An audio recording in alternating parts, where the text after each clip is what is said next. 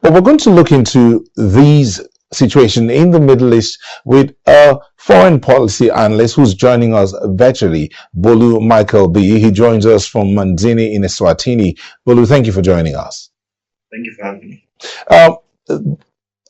Generally speaking, what would you say is the situation right now? I mean, looking at the breakdown that we've seen here, it's as though it's been a build-up from the 50s up till now. But one would wonder, is there no point of settlement? Well, I mean, it's something that region of the world has never really been at peace for some reason, which I really don't understand. If we look at things, it seems like it's driven towards resource control. But if we look at the playbook, that's very frequent from the Iraq War, see the thing going on in Afghanistan, Syria, and the rest of that. It's still the same playbook, and I think it's just what is going on right now in Iran. They take over the country. The narrative will be to strengthen the militia or take away the leader. I mean, even looking at down to North Africa, you see the deposing Libya. If you look at these countries, they are countries that have immense resources, especially oil.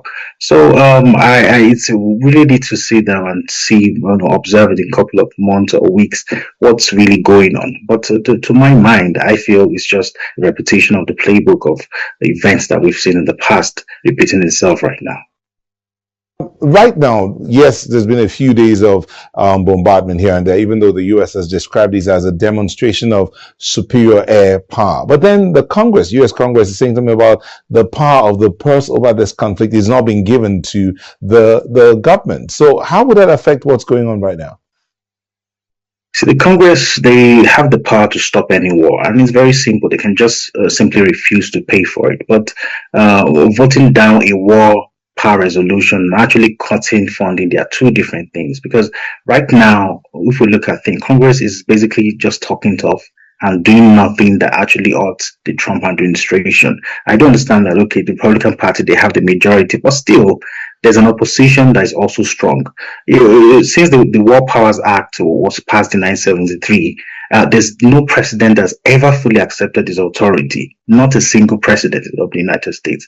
And the Congress also, they've never successfully used that power, the pause, to end any ongoing military operation, either in the past or right now. So the pattern is very consistent. And what we see is lawmakers, they complain, the president will ignore them, and that back and forth will keep the war going. So the real structural problem is that the defense appropriations are bundled into massive spending bills. And it's a real concern. So the supplemental funding request is the real moment of truth. So when Pentagon comes back asking for extra billion to sustain the conflict, it's no longer a war power resolution. It becomes a business, and doesn't look good. So I would want to see the Armed Service Committee members to attach clear conditions and measurable objectives to any supplemental defense funding bill that may hit the floor.